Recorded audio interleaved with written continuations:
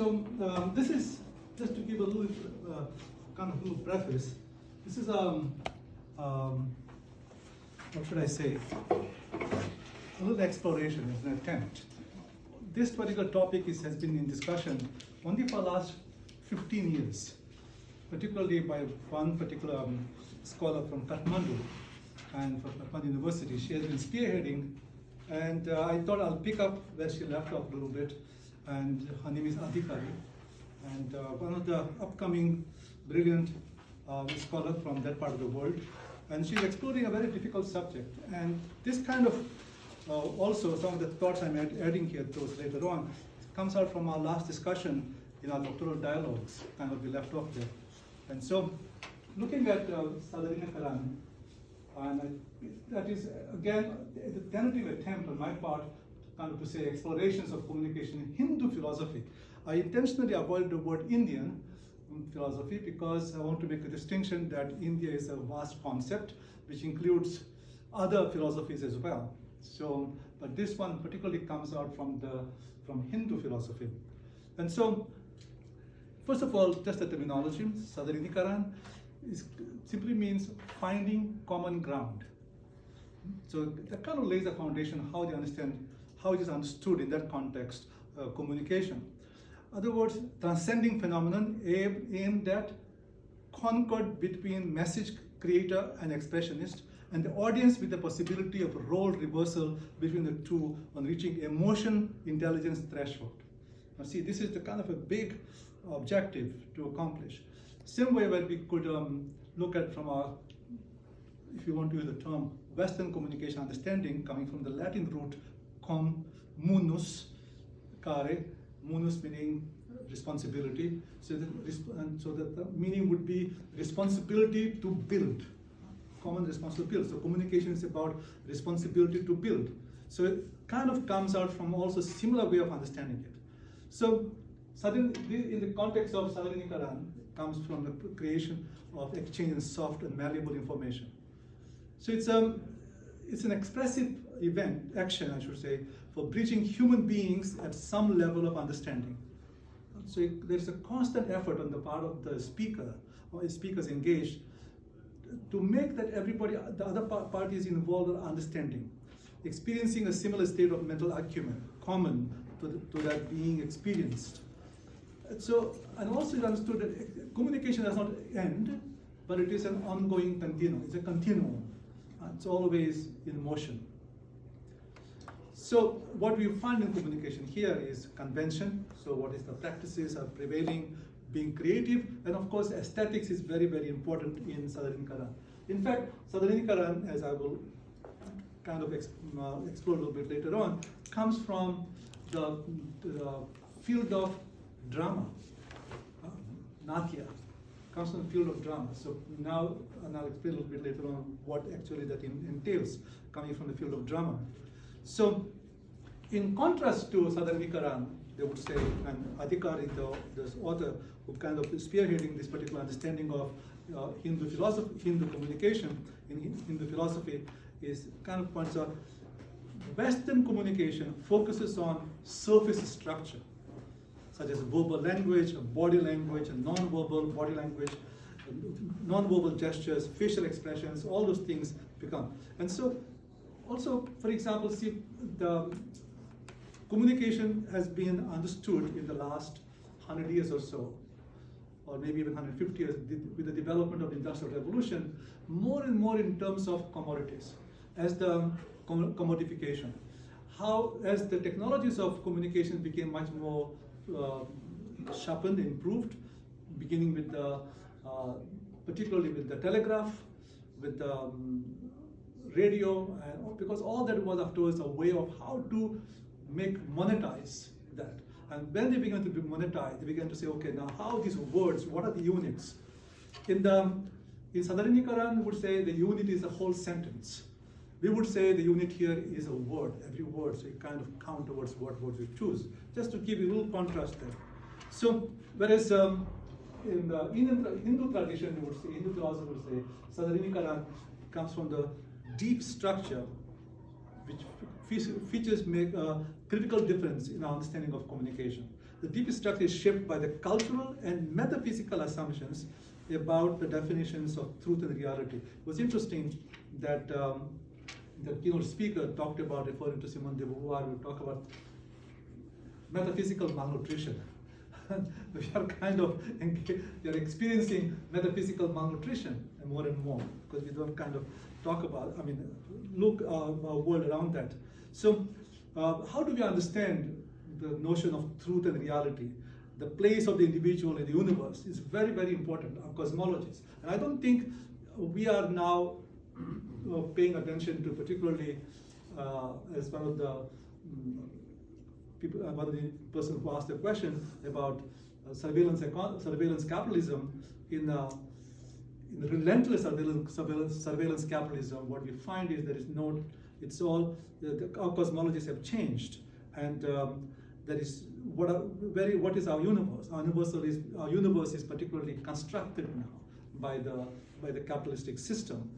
So also in this particular model, Sadharanikaran, there is no contradiction between silence and speech, which is very strange probably for on this part of the Atlantic Ocean or in this part of the western part of the world. The silence and speech, there is no contradiction there, because silence keeps speaking, keeps talking. And so, putting in different words, Sadharanikaran means mutual understanding. So the effort is on part of the speaker and also on the part of the receiver of the information to make that genuine attempt and disposition to understand each other. You have to make this, because ultimately you have to find a commonness. You have to find that oneness among people. So that is the goal of communication. As I said in the beginning, we could also make similar argument from the Western model of communication, comunicare, responsibility to build, if you understand communication that way. So just to break down the words, Sadharan plus Nikaran. So Sadharan means mutual general presentation, simplification, universalization. So this concept is tied to another concept, and here I'm going to bring you. Now here, this is Adhikari's way of presenting this. It's a diagrammatic form of how all the components are involved in this. So I'm going to kind of unpack a little bit of these things here to give us a little bit of sense of understanding what is going on here. And I've also, I'll come back to that later, but I can give you a little preview, highlighted, so that we know what the terms are being used. You know, in Latin we say tradutor is traditor, and the one who translates is a traitor. So translation is always difficult, and so there is, I think, if I'm not mistaken, Immanuel Kant had a difficult controversy going on with another philosopher of his time, when they came across Bhagavad Gita was translated into German, and the other author was totally against translating Bhagavad Gita into German, because he says it is just impossible, the concepts are very, very different, we cannot translate that. So anyway, we'll come back to that. Okay. So,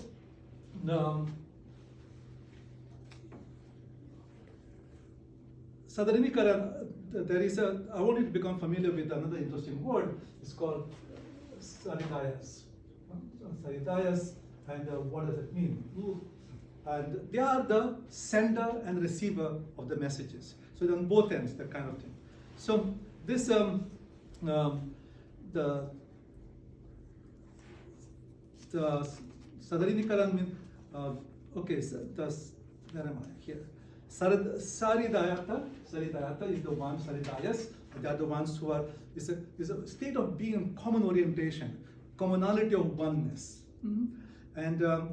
And so one of the goals of Sadharanikaran is to attain this state of oneness. The state of oneness is Saharidayata, state of oneness.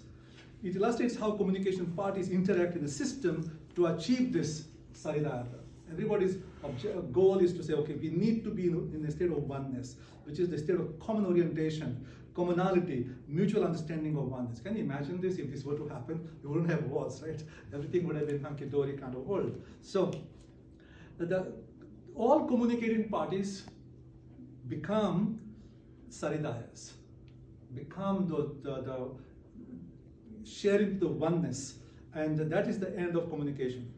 So if you want to define, an Adhikari would say that Sadharanikaran objective is the conversion of one's feeling and attaining of feeling of others.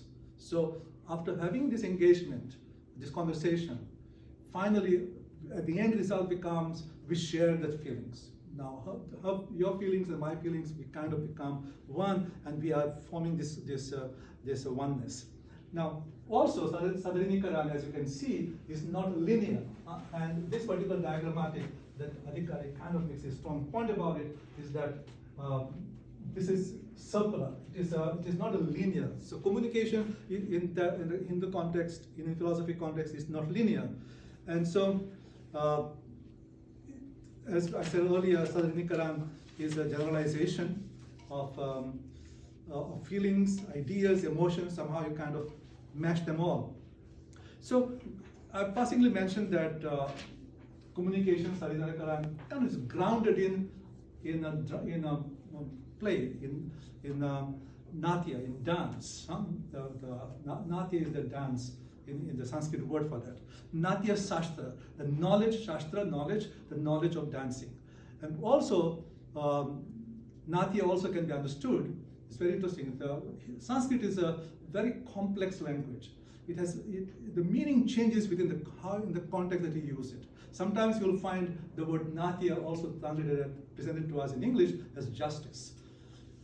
But in this context, it is about the dancing. The Sadharanikaran is the climax of drama when the audience becomes one with the actor. So think about it.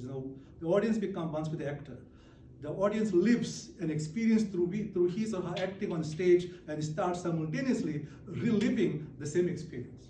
So that is kind of the ideal or idealistic way of looking at communication in this context. Sadharanikaran is a systematic presentation of a process of attaining mutual understanding, commonness or oneness among communication parties. I come back to this thing, want to just impress upon everyone this is the ultimate goal of it. So let me unpack these words now a little bit and kind of gives us a little insight what it means. First of all, it comes out from the poetic Sanskrit, not just Sanskrit, but the poetic Sanskrit. And I want to make that point because Sanskrit is a very complex language, and it takes years for people to master Sanskrit, and always it has been like that. And so but this concept, concepts here, they come from the poetic Sanskrit. So you can imagine the elasticity around these concepts. So the Hindu, and also is grounded into religious philosophical knowledge. So communication is necessarily, in this context, is religious, is spiritual. There's a spiritual context for that. And you can, as you can well know, the classic Hinduism, I use the word classic because now Hinduism is taking its own forms, unfortunately, but the classic Hinduism is necessarily a way of life. It's not a religion, it's a way of life. It has no founder. It's the philosophy just came about because of the people came around. There's no founder like other religions have. So here is only one, I think to my best knowledge, this is the only religion in the world that has no founder. So imagine now that, so it's a philosophy of life. This is how you live your life. And so it is, and this Sadharanikaran is ingrained in that part of way of living. So Saharidayas, send and receiver, this one here. So Prishkaha would be the sender, Papaka would be the receiver. So they take turns, because when I speak and you respond, when I speak, I become the sender. When you respond, I become the receiver. So it comes always back and forth. Now, what happens here is there is an expectation that these Saharidayas, and this is again the spiritual component of communication here, is that these people, Saharidayas, must have those who have hearts are tuned, whose hearts are attuned to each other. Imagine that. so much of burden is being put. There is an enormous responsibility that I have to make an effort and you have to make an effort, that genuinely we are disposed to listen to the same thing. That's kind of talking about the same thing. So, another important thing here, which in our Western tradition we do pay attention to it, but we do not give as much attention as this particular model tries to give. And that is what is known as the bhava. And the bhava are the moods or emotions. The moods or emotions. And I'll talk a little more about that later on, different types of mood, different types of emotions that we have. And then another important part of that is abhivachana, expressing or encoding. See, when I want to say something, I need to find word for it that would encode what I want to say in a proper way. And so oftentimes, for example, we'll say, okay, we are struggling for words because don't know what I'm looking for. Because this is exactly, we may have a lot of words, we go through the various synonyms, and we'll probably go through our thesaurus in our head, but we want to choose a particular word because we think that particular word encodes exactly what, or at least more or less exactly what we're trying to say. And for them, in this particular context, it's very, very significant that we take time to find the right word. And that's where the Sanskrit, the wealth of Sanskrit knowledge, Sanskrit languages, gives that opportunity or that elasticity to find those words within the system. So, because they are very important, the emotions, the moods are very important, and they must be somehow encoded. And afterwards, you send the message, sandesh. Sandesh today probably you've heard on the radios and all. Sandesh is a message, information. And sarani is a channel, what channel you're using. Now here in this particular case, we are talking, our channel is simply verbal, but there is in between, there is what we'll call the doshas, that's the noise, some air conditioning coming through, some words not going properly, whatever. But here, there is a rasa swadhana. Rasa swadhana is very important and takes a lot of time, takes a lot of effort, I should say. And it's a receiving, decoding, and interpreting the message, and finally achieving the rasa. Now, rasa is a very interesting concept in here. So it is. So I receive what you say, or you receive what I'm saying, and you are decoding it in your own way, and that decoding is subject to your own personal lived experience. You're subject to your own personal lived experience. So I may encode that in my lived experience and I pass it on, but you're decoding it based on your lived experience. And that's where misinterpretation, difficulty comes. So Sadharanikaran would say, we have to make an effort to internal disposition to really understand, is this where you're coming from? Is this what you're trying to say? And that's where talking about authenticity, this is where authenticity comes through. And so, and then afterwards you interpret. Now we do this in our daily conversations. Anytime we say something to someone, to our friends or whatever, we immediately add, do you know what I mean? That is a kind of effort of doing the rasa swadhana, to interpret the message. Is my message properly interpreted? And now, having interpreted properly, and both of us, we feel that the giver, the sender, and the receiver, kind of thing feel that way, then we say, okay, now we have achieved the rasa. Now rasa is an interesting concept here, and that is the literal meaning of the word rasa in Sanskrit word. Rasa means juice. Something to delightful. It is taste good. It is something to be experienced. So it's an aesthetic component to it. It's a feeling. You really feel that, okay, I can take it more now. I really enjoy this. So the enjoyment, rasa gives you the enjoyment that now we are on the same page. And as mentioned to you, there are those noises, the dosas. These are noises in between interruption that takes place. So. And then, of course, we all know this, and I'm using our Western model from diagrammatic as well, Sandarbha, which is the context. Context is, we all know context is very important for everything. But again, they also would say context is important. And context, in a way, gives a life to the message.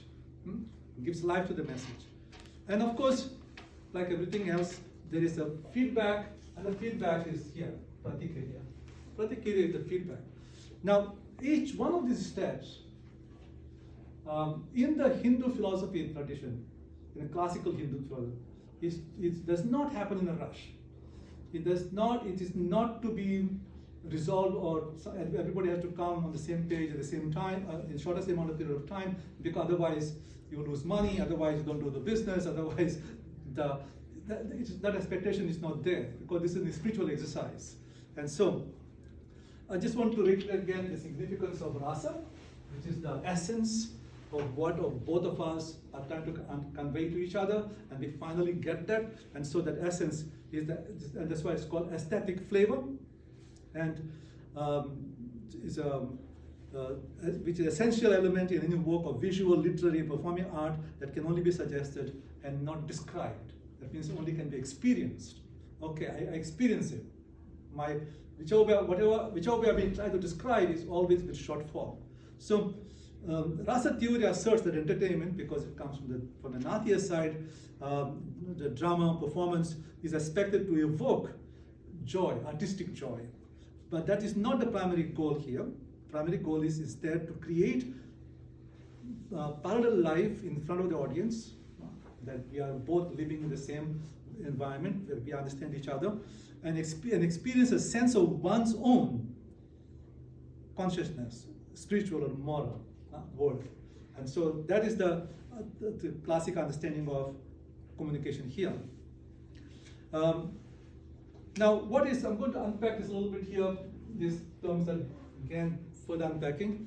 And you can see here the process that goes through, kind of constantly recycles itself. So, the word para, for example,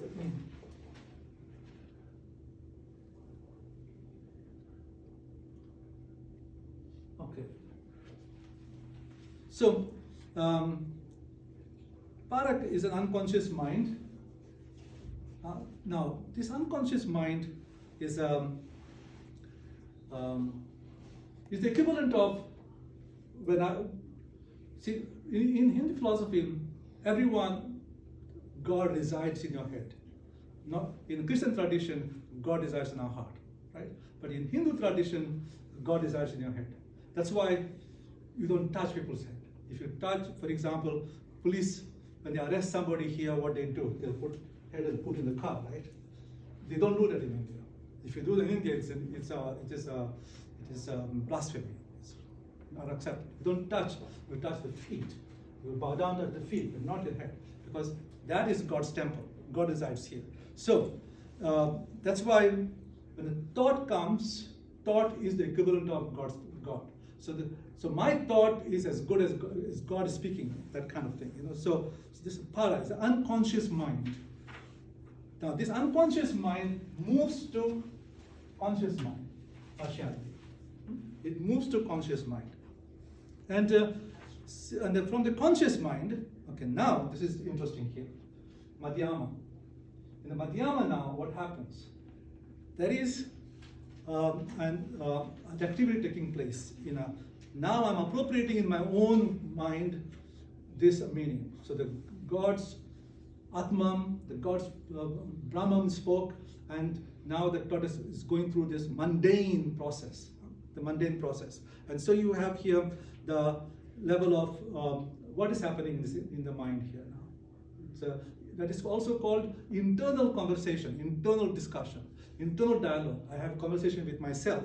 And then, having gone through that process, then I do this, vaikari. And that is the word comes up, and the word says. Now here, what I said earlier, words are very important. Therefore, there is no difference between speech and silence. Even in silence, there is, it speaks. Silence speaks very loud and clear. Message may not be understood immediately, but it gives you time to ponder, and then afterwards you may come a little later. So there is no, and as you also, and I probably have mentioned many times in my classes that Indians, like Italians, speak with the language, with hands, but also with the head. There is always a complaint when somebody is asked something, we always do like this, says, why is that like this? And there is a serious understanding there, why people don't do like this and don't do like this. I remember my own story. When I first arrived to the United States, that very evening I was at Kennedy Airport.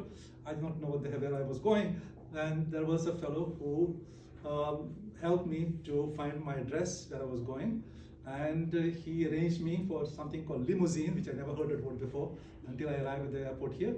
And he said, explain to me where to go, on how much, and he asked me at the end, did you understand? And in my typical fashion like this. And he said to me, he grabbed by my shoulder and he said to me, my son, he said, he was kind of a little grandfatherly fellow. My son, I remember those words, he says, you are in America now. We don't do like this. We say yes or we say no. That is my first intercultural communication lesson when I arrived here some 30-some years ago. So, and why is that? Why is that? That is silence, communication through silence. What does it say? It's simply, if you do like this or like this, it's an aggressive communication. It's an aggressive gesture. So you don't want to be aggressive to the other person. By not being aggressive, you kind of round your head. Did the other person understand? Yes, no, that is not necessary. But what is important is that you did not disrespect the other one by engaging into aggressive gesture, that aggressive communication.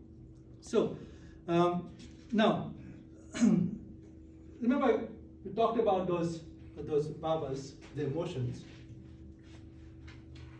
Here, those emotions play a very important role, as we can very well understand.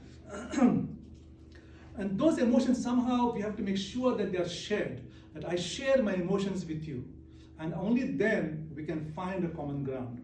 And so the receiver, Saradaya, must pass through the process of Rasasvana. There are 4 ways of doing it. Shravana, now I'll explain to you what does it means.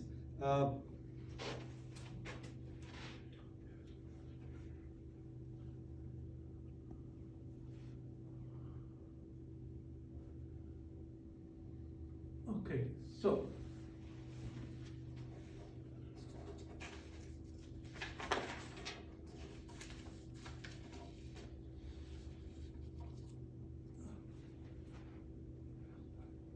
as the official taskmaster, I just want to keep us on another 5-10 minutes okay. tops, okay? Yeah, sure. Thank you very much. Sure. So, sorry. Okay, let me fast forward a little bit. Here it is. We'll come back afterwards. You can ask me questions. Now, as in Natya Shastra, as I mentioned to you, that this whole theory comes through the dance theory. Bharata Muni, the author of this, emphasizes that total communication efforts includes the use of words as well as limbs. So you speak not only with the words, limbs, gestures, and body language along with the physical context in order to ensure communication at its best. So the best communication takes place when you have a whole natya taking place. So human being essentially is a bundle of bhavas, meaning bundle of emotions that constitute his or her being from part of his or her total consciousness. There are different types of bhavas. So let me clarify. Stehi bhavas, which are predominantly dominant, that is rati, which means love, hasa, which is merriment, shoka, sorrow, krodha, fury, uttasha, enthusiasm, bhaya, terror, juguspa, disgust, vismaya, astonishment. So these are kind of predominantly dominant. Usually we kind of respond right away to that, how we tend to feel. So then there is the other one, which is vyavichari or sanchari bhavas, and these are come and go. They are not that, they don't make that kind of strong impression. They come and go. And then of course you have the sattvika or sattvaha bhavas, which are originating in the mind, they're temperamental, so again, depending on personalities, those kind of things play there. So all the rasas must be manifested now here through sankita. Sankita means code. Now what is code? To put it in very simple language, the way we understand, code is language. Now, these are, other words, the symbols that are organized. I want to emphasize it because otherwise, sometimes especially there's a trend nowadays to say, okay, this is my way of speaking, this is my way of writing, streams of consciousness, but I don't understand what you're writing. There is no, I wrote something, but this is my writing. Whether to respect the way I write, we have this interesting complication nowadays. So they must be organized in accordance to specific rules, so that both sender and receiver must understand the code being used. So there has to be some kind of convention, that where you put the comma, where you put the period, where you put the semicolon, all those conventions are necessary so that people understand, and that's why then you have this sankita, there is good communication. So the process of encoding, Abhivajana, has been shown consisting of 4 stages, which I went through with it. So at the end, I just want to highlight that communication in Indian philosophy or Hindu philosophy is necessarily a spiritual exercise. It is not a capitalistic, consumeristic opportunity. And that's where it gets abandoned. It becomes a nice, when I was writing this little exercise here, as a response, as a reaction to what Adhikari was writing, I happened to know her, made an effort to get to know her because I was interested in her writing. She's the only one who has been writing since 2005 on these different things. And I said, I want to see if anybody else is writing. There are a few others who are writing, but it may be about 4 or 5. But it is important to pay attention to this, even though it may not be very difficult to monetize. And if there is no monetizing possibility, somehow it gets pushed away. That's why you'll find in universities in India what type of communication we teach. It is the Western model, because they also bought into capitalism. They also are part of the industry. They're also part of these global financing. So effort to the globalization, financial globalization in many ways. So I hope there are a few questions. If you want to clarify, I'll try to clarify as much as I can. A little bit of an illustration of what the other world is thinking about. And I wanted to talk about, because in our class, I teach this philosophy of communication for our doctoral students. We did Africa, Ubuntu, we did the other day, Arabian way of understanding communication. And I thought, we need to look at the Indian way of understanding communication, or Hindu way of understanding communication, just at least from a cultural point of reference. I don't know if we can do its use in terms of day-to-day functioning in the professions, but at least we are aware of it from a scholarly point of view, from educational point of view, as informed people. So. Great, thank you. Thoughts, questions? Yeah, please. Thank you for the talk. Really interesting. I was curious, this idea of listening as being such an important component of this process, I guess. And it's also interesting to think about listening as an active activity, right? It's often thought of as something passive that we do and we just kind of absorb, right? So I guess I was just kind of curious if you could speak a little bit more about that idea of active listening. And yes. Maybe, and also too, just one other quick point, the idea of the rasa, about connecting active listening back to that idea of joy and delight and pleasure. Really curious to know more about that. Yes, I've done quite a bit of reading, not only from a Hindu perspective, but also from Christian spirituality. One of my favorite spirituality guy is Saint Benedict, and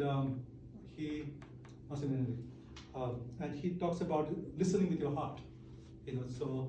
And Benedict in spirituality emphasizes on listening with your heart. And so I come from my own personal way. I come from that kind of way of thinking. You listen with your heart. You give yourself full presence, and which is oftentimes very difficult because we have to multitask nowadays more often than not. And so, but I think we need to make an effort, and I am a big believer in that. And I try to impress whoever is around me, because that's the only way we can be, in my own little world of academia, peace builders, that is subjects that I teach. So we don't have to do some major strategies, but listening, because the moment the other person realizes that I'm really paying attention to you, you are well disposed towards me. At least this guy listened to me. May not have agreed. So, I mean, you break the first barrier, and then afterwards it starts with that. And that has been, see, in Hindu traditions, and I'm not Hindu, so I lived among the Hindus in the Indian tradition. I come from the part of the world. I speak not Sanskrit, but I speak Hindi and kind of local languages. So I understand. The most important thing about Hinduism that I really feel that is kind of disappearing is the notion of Gurukul. The Gurukul is that's where the school where you learn to listen.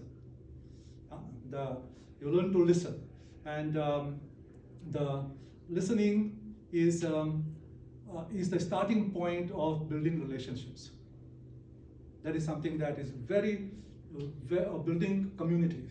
Building community, building relationship is a very, very important understanding. But unfortunately, in the world of where we are all becoming caught up with the industrialization of the society and the fast world and rough world, nobody has time for it. Everybody wants to become quick, and time for listening is becoming not only less and less, but now we are kind of compelled to listen by multitasking.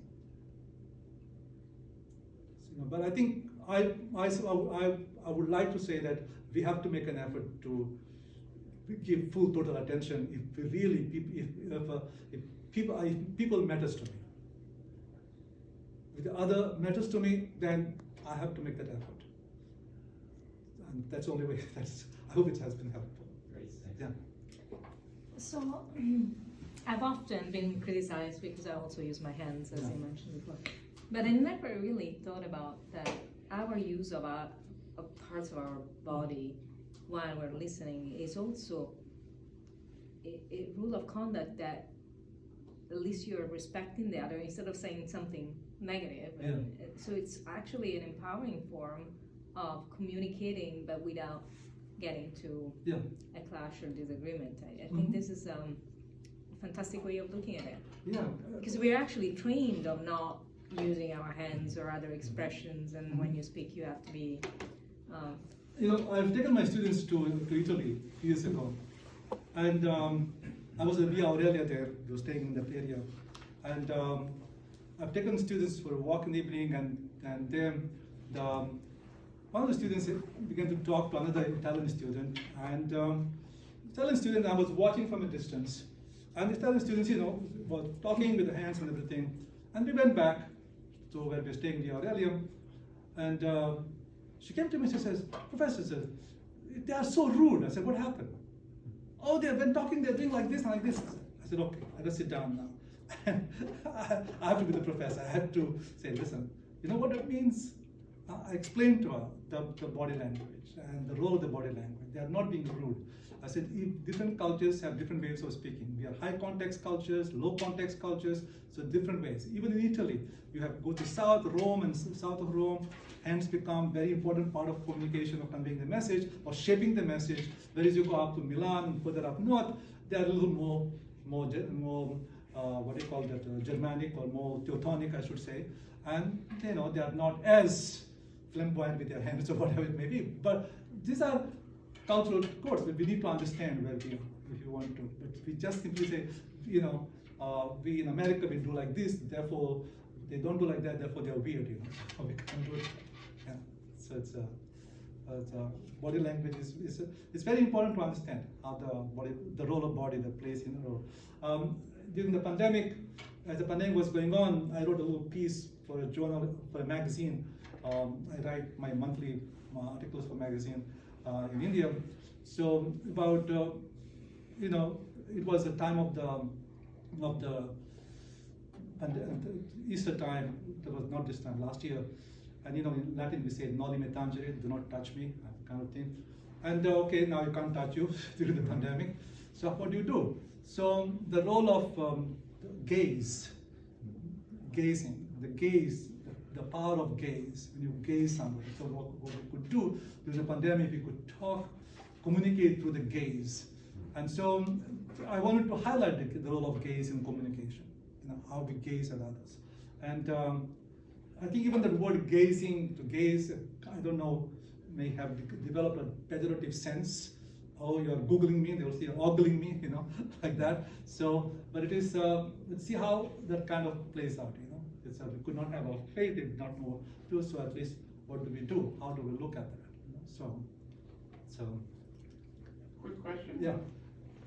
I see parallels with 20th century linguistics and rhetoric, but I suspect this predates that, and I was Yeah. curious how far back it goes. Oh, see, it's interesting because the field of discipline of communication has been perennial debate for the longest time among scholars, and the field of communication is as old as humankind, because communication, the moment we were born, we open our mouth, right?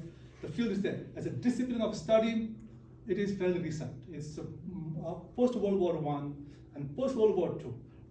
The big guys who laid the foundation of studying it in a systematic way is Shannon Weaver, when they published that famous book of Mathematics of Communication. And that is also because the pressure came down because of the technologies of radio, technologies of television were kind of coming along. And of course, at that time was how to monetize this.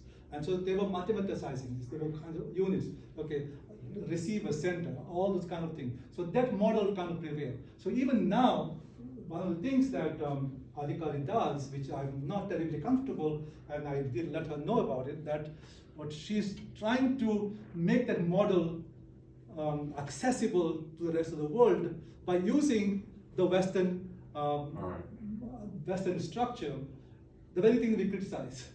For example, like the